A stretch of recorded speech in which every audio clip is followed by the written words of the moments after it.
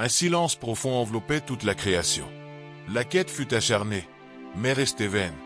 Qui est digne d'ouvrir le livre et d'en briser les sceaux? Résonnait cette question dans chaque recoin de l'existence. On chercha à travers toute la terre, mais nul ne fut trouvé.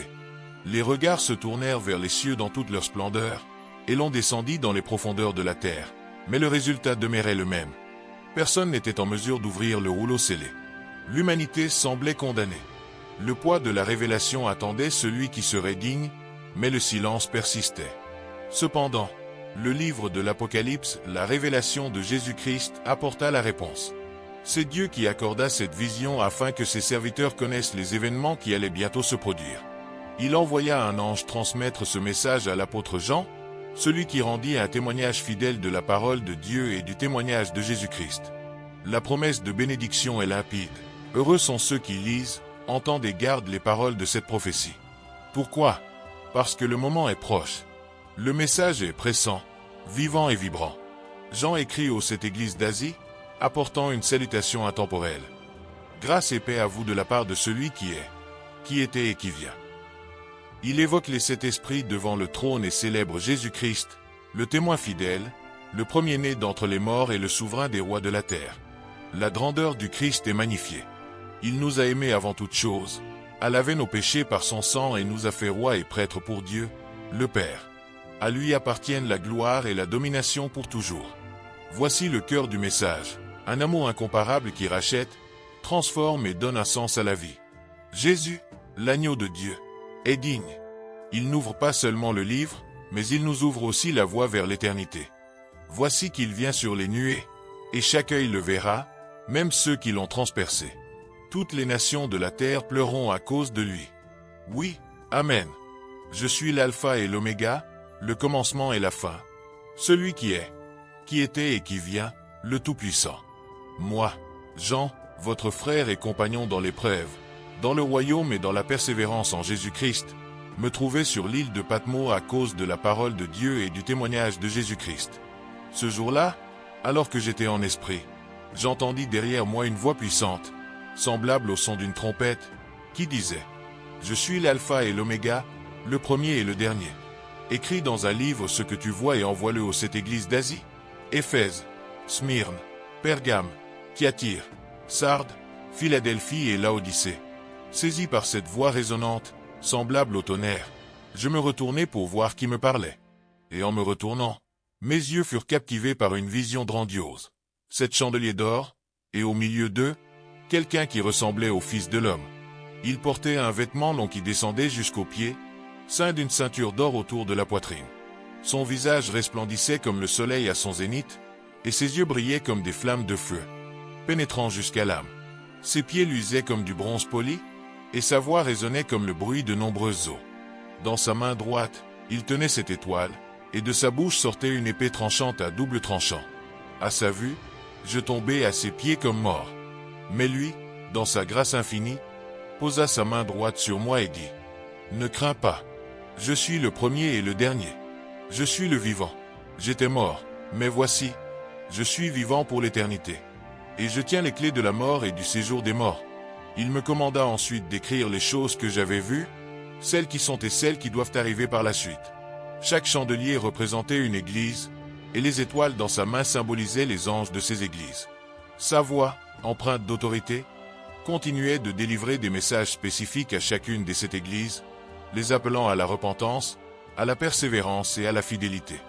Imaginez une scène indescriptible, où le ciel s'ouvre et une figure majestueuse se révèle devant les yeux de Jean, l'apôtre. Sa vision brille comme un éclair, illuminant l'horizon avec un message de grande autorité. Il voit une figure dont les cheveux sont blancs comme la laine la plus pure, brillant comme la neige sous le soleil. Ses yeux, tels des flammes ardentes, pénètrent profondément, révélant les secrets les plus cachés des cœurs humains. Ses pieds, brillants comme du bronze poli, sont forts et inébranlables, comme s'ils avaient été forgés dans le feu. La voix de cette figure résonne comme le rugissement d'un feu puissant, un son qui répercute avec force et majesté. Dans ses mains, il tient cette étoile, représentant son autorité sur les anges des sept églises. Sa présence est si imposante que la terre tremble. De sa bouche sort une épée tranchante, coupant avec précision, séparant le bien du mal, le vrai du faux. Son visage, radieux comme le soleil dans sa plénitude, émet une lumière si intense que personne ne peut le regarder directement sans être consumé par sa gloire. Jean, émerveillé et stupéfait, tombe comme mort aux pieds de cette figure céleste, se sentant petit face à sa grandeur. Mais alors, la figure étend sa main droite sur lui, le touchant d'un geste de compassion et de pouvoir. Sa voix, réconfortante et ferme, dit « Je suis le premier et le dernier, celui qui vit et était mort, mais maintenant je vis pour toujours. Amen. J'ai les clés de la mort et des enfers. » Ces paroles rappellent la souveraineté du Christ sur toute la création, sur la vie et la mort, sur ce qui est visible et invisible. Il est le Seigneur éternel, celui qui a vaincu la mort et qui a le contrôle sur le destin final de tous. Son pouvoir est absolu, et il est la seule source d'espoir et de salut. Ensuite, il révèle à Jean un mystère profond. Les 7 étoiles dans ses mains représentent les anges des 7 églises, et les 7 chandeliers d'or sont les églises elles-mêmes. Chacune d'elles, avec ses vertus et ses défauts, est sous le regard attentif du Christ. Il connaît les œuvres, le travail acharné et la patience de chaque église. Il sait les difficultés rencontrées, la lutte contre les impies et les épreuves auxquelles elles ont été soumises. Il sait tout ce qui a été fait en son nom, les tribulations endurées et la foi qui n'a pas faibli. Cependant, il a une accusation grave. « J'ai contre toi que tu as laissé ton premier amour. » Cette phrase est un avertissement pour nous tous. Elle nous invite à réfléchir sur notre relation avec le Christ, sur l'intensité de notre amour pour lui. Est-ce qu'avec le temps, notre dévotion et notre passion pour lui se sont refroidies? Est-ce que nous nous sommes éloignés du zèle initial qui nous a poussés à le suivre? Le message du Christ est clair. Il ne veut pas seulement des actions extérieures, mais un cœur ardent d'amour pour lui, reflété dans l'obéissance et la communion constante. Dans le livre de l'Apocalypse, nous découvrons un message puissant et stimulant adressé aux églises d'Asie mineure. Dans l'une de ses lettres, Dieu exhorte l'église d'Éphèse à se souvenir d'où elle est tombée et à se repentir, sinon il viendrait et enlèverait son chandelier de sa place. Cet avertissement ne s'adresse pas seulement à ceux qui étaient à Éphèse, mais à nous tous. C'est un appel à réfléchir sur notre cheminement spirituel, à évaluer si nous vivons selon les principes de Dieu ou si nous nous sommes éloignés du premier amour. Le message continue en rappelant aux croyants que, malgré leurs défauts, ils possèdent quelque chose de précieux. Leur aversion pour les œuvres des Nicolaïtes, un groupe hérétique de l'époque. Cela montre que, même au milieu des difficultés, il y a toujours quelque chose sur lequel nous pouvons nous appuyer comme vertu. La promesse de Dieu est claire. À celui qui vaincra, je donnerai à manger de l'arbre de vie, qui est au milieu du paradis de Dieu.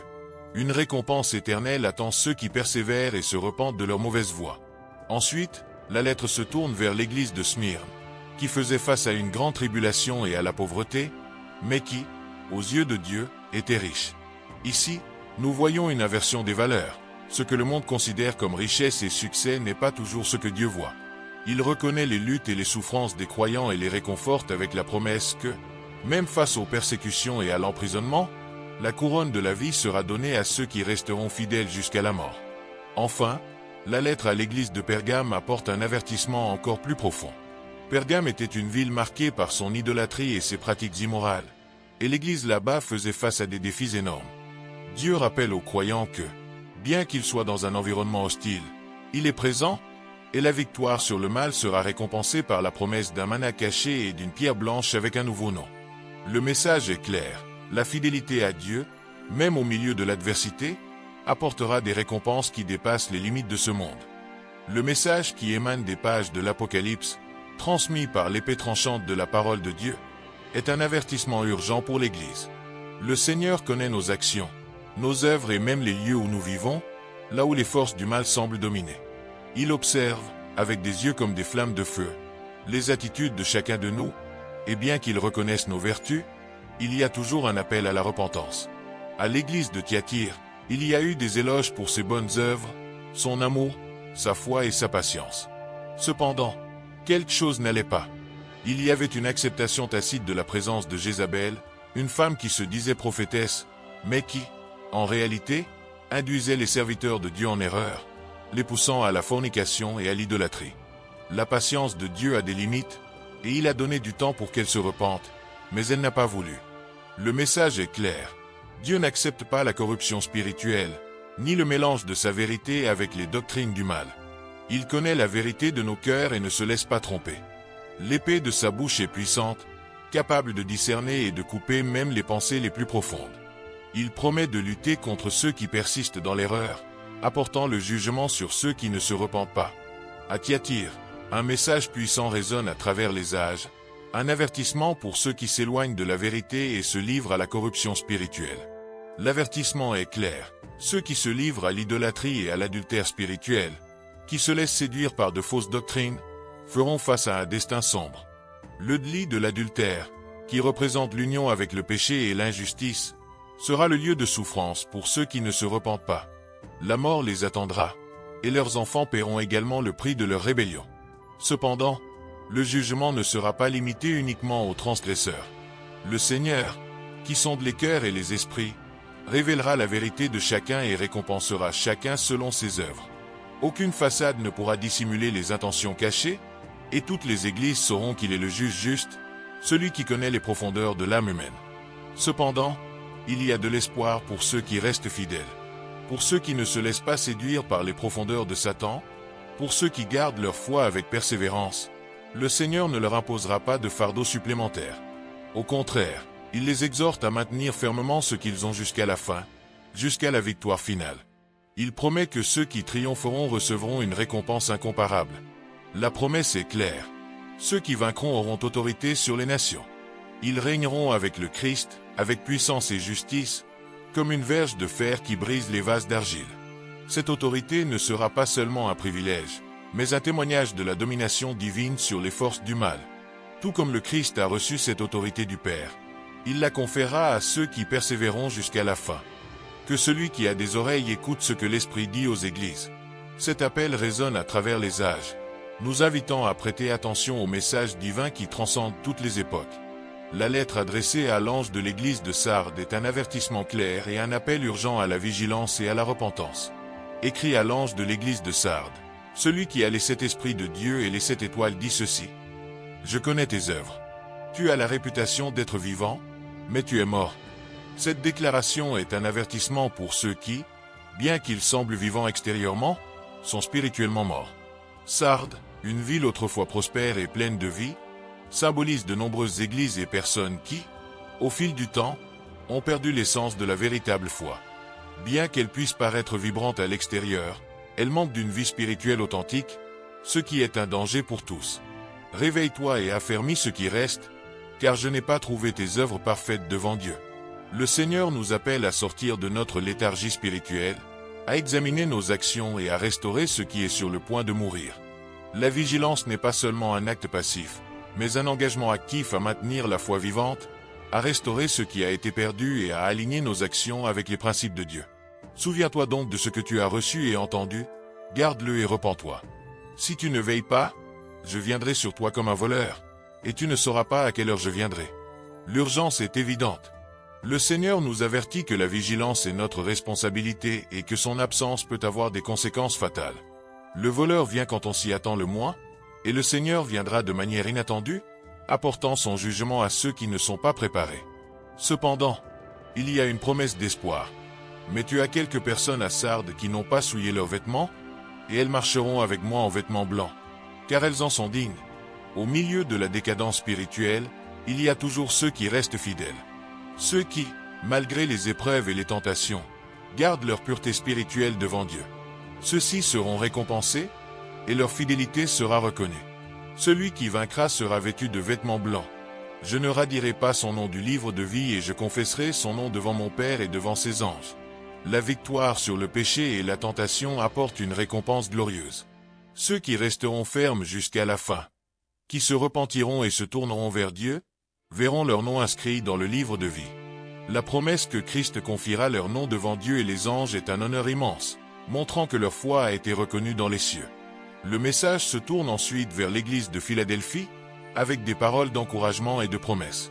Écrit à l'ange de l'église de Philadelphie, voici ce que dit le Saint, le véritable, celui qui a la clé de David, celui qui ouvre et personne ne ferme, et ferme et personne n'ouvre. Ici, le Seigneur se présente comme le seul ayant le pouvoir d'ouvrir et de fermer des portes, et il promet à l'église de Philadelphie une porte ouverte que personne ne pourra fermer. Bien que l'église soit faible, elle possède quelque chose de très précieux. la fidélité à la parole de Dieu et le courage de ne pas renier le nom de Christ. Je connais tes œuvres. Voici, j'ai mis devant toi une porte ouverte, que personne ne pourra fermer, car bien que tu aies peu de force, tu as gardé ma parole et n'as pas renié mon nom. Malgré les difficultés, la fidélité de Philadelphie n'est pas passée inaperçue. La porte ouverte est une opportunité divine pour avancer dans le but de Dieu, sans que rien ne puisse l'arrêter. Je livrerai de la synagogue de Satan ceux qui se disent juifs et ne le sont pas, mais voici, je les ferai venir et se prosterneront devant tes pieds, et reconnaîtront que je t'ai aimé. Ceux qui s'opposent à la vérité de Dieu seront humiliés, et ceux qui sont restés fidèles au Seigneur recevront leur récompense, non seulement dans l'éternité, mais aussi dans la reconnaissance publique de leur fidélité. Dans un monde rempli d'incertitudes et de défis, il existe une promesse qui résonne avec force et espoir pour tous ceux qui cherchent la vérité et le salut. Je te donnerai aussi ma patience. C'est une promesse de force, de persévérance et, surtout, de récompense éternelle pour ceux qui, même dans les moments les plus sombres, gardent leur foi ferme. Le Seigneur nous assure que, malgré les épreuves à venir, il sera avec nous, nous protégeant et nous guidant. Dans un avenir où le monde entier sera mis à l'épreuve, la patience qu'il nous offre n'est pas seulement une simple résistance, mais la capacité de supporter les difficultés avec foi, sachant que la victoire est réservée à ceux qui persévèrent. Je garderai contre l'heure de l'épreuve qui doit venir sur le monde entier pour éprouver ceux qui habitent sur la terre. Cela nous rappelle que, bien que la souffrance soit inévitable, il nous donne tout ce dont nous avons besoin pour y faire face. La promesse d'une couronne éternelle pour ceux qui vaincront est la clé de notre espoir. Ta couronne, à celui qui vaincra. Je ferai de lui une colonne dans le temple de mon Dieu, et il ne sortira plus jamais de là. Imaginez être transformé en une colonne, symbole de force et de stabilité, dans le temple de Dieu, où vous ne serez plus jamais déplacé. Voilà la récompense pour les fidèles, une position d'honneur et de sécurité, où la présence de Dieu sera éternelle et inébranlable. Et ce n'est pas seulement une couronne qu'il nous offre. J'écrirai sur lui le nom de mon Dieu, le nom de la ville de mon Dieu, la nouvelle Jérusalem qui descend du ciel de mon Dieu, et mon nouveau nom. La promesse d'un nouveau nom, une identité renouvelée, marquée par la présence de Dieu et par la ville céleste, la nouvelle Jérusalem. C'est un lieu où la paix et la gloire de Dieu règnent, et où les fidèles trouveront le repos et la joie éternelle. Cependant, il y a un avertissement clair pour ceux qui, dans leur autosuffisance, s'éloignent de la véritable humilité.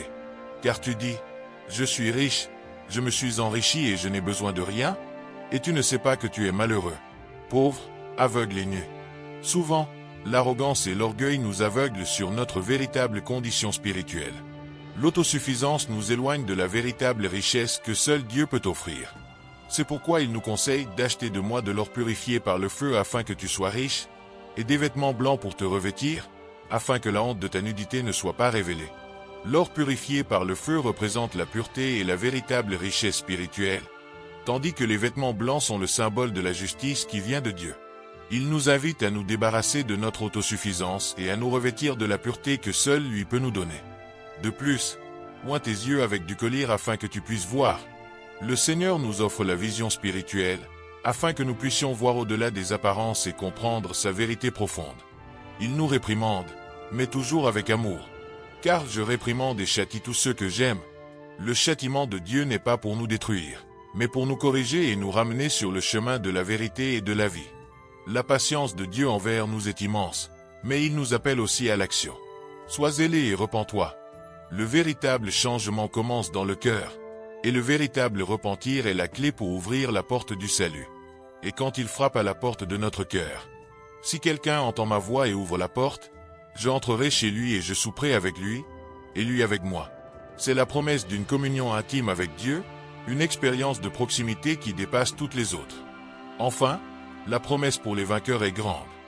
Je donnerai à celui qui vaincra de s'asseoir avec moi sur mon trône, comme moi j'ai vaincu et me suis assis avec mon Père sur son trône.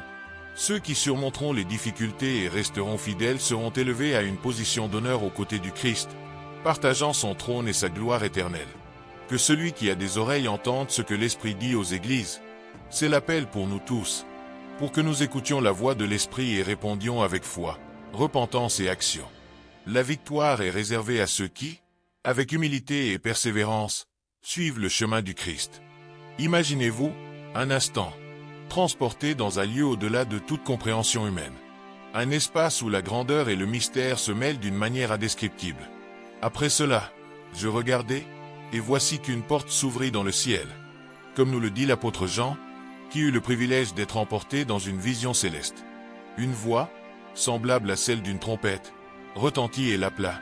« Viens ici, et je te montrerai ce qui doit arriver après cela. » C'est à ce moment que Jean fut enlevé en esprit, et ce qu'il vit transforma à jamais sa perception du divin. Devant lui, le ciel se déployait dans une scène de pure majesté. Un trône immense et inébranlable était établi au centre de tout. Et sur ce trône, quelqu'un était assis, dont l'apparence était si éclatante que la lumière émanant de sa figure semblait plus brillante que la pierre jaspe et la cornaline, deux pierres précieuses d'une beauté unique et profonde. Autour du trône, un arc-en-ciel d'une teinte émeraude enveloppait la scène, reflétant l'harmonie et la perfection du ciel. Ce qui impressionna le plus Jean fut la vision des 24 trônes autour, sur lesquels étaient assis 24 anciens, vêtus de robes blanches immaculées et portant des couronnes d'or sur leurs têtes. Chacun de ces anciens semblait irradier une sagesse intemporelle, comme s'ils étaient profondément connectés au mystère de l'univers. Soudainement, une force indescriptible se manifesta. Du trône sortirent des éclairs, des tonnerres et des voix, tandis qu'en face de lui, cette lampe de feu brûlait intensément, représentant les 7 esprits de Dieu. La vision devenait encore plus fascinante à mesure que Jean observait la mer de verre qui s'étendait devant le trône, aussi limpide et sereine que le cristal. Mais l'émerveillement ne s'arrêtait pas là. 4 êtres vivants, remplis Dieu à l'intérieur et à l'extérieur, se trouvaient près du trône. Chacun de ces êtres possédait une apparence unique. L'un ressemblait à un lion, un autre à un veau, le troisième avait un visage d'homme et le quatrième était comme une aigle volante. Chacun d'eux possédait 6 ailes, et leur voix, unie, proclamait sans cesse. Saint, Saint, Saint est le Seigneur Dieu Tout-Puissant, qui était, qui est et qui vient. Cette adoration incessante n'était pas seulement une expression de louange, mais une déclaration profonde de la souveraineté et de l'éternité de Dieu. À chaque fois que ces êtres glorifiaient le Seigneur, les 24 anciens se prosternèrent devant le trône, jetant leur couronne d'or et proclamant. Tu es digne de recevoir gloire, honneur et puissance, car tu as créé toutes choses, et par ta volonté elles existent et ont été créées. Mais le mystère ne s'arrêtait pas là. Dans la main droite de celui qui était assis sur le trône, Jean vit un livre, écrit à l'intérieur et à l'extérieur, scellé de 7 sceaux. Un ange puissant proclama d'une voix forte, « Qui est digne d'ouvrir le livre et de défaire ses sceaux ?» Mais, à la grande tristesse de Jean, personne dans le ciel, sur la terre ou sous la terre ne fut trouvé digne d'ouvrir le livre, ni même de le regarder. La tristesse envahit Jean, et il plaira profondément, comprenant que ce livre renfermait le destin de toute la création. C'est alors qu'un des anciens s'approcha et, d'une voix apaisante, lui dit, « Ne pleure pas, voici que le lion de la tribu de Juda, la racine de David, a vaincu pour ouvrir le livre et défaire ses 7 sceaux. » Jean regarda, et au milieu du trône, entre les 4 êtres vivants et les anciens, se tenait un agneau, comme s'il avait été tué. Cet agneau, avec 7 cornes et 7 yeux, représentait la perfection et l'autorité divine, étant le seul digne d'ouvrir le livre et de révéler les secrets à venir. Cette vision, riche en symboles et en significations profondes, ne révèle pas seulement la majesté de Dieu, mais aussi la rédemption qui vient à travers l'agneau, Jésus-Christ. Il est le lion de la tribu de Juda, le seul digne de défaire les sceaux et de révéler ce qui doit advenir. La scène est une représentation du plan divin, où la puissance et la gloire de Dieu sont proclamées éternellement, et la rédemption de l'humanité est assurée par le sacrifice du Christ. Dans chaque détail de cette vision, il y a un appel à réfléchir sur le dessein divin pour nos vies et pour l'avenir du monde. L'adoration incessante des êtres célestes, la révérence des anciens et la centralité de l'agneau révèlent l'importance de reconnaître la souveraineté de Dieu et l'œuvre rédemptrice du Christ. Le livre scellé, attendant d'être ouvert, symbolise les mystères de l'avenir, qui ne peuvent être compris que par la révélation divine.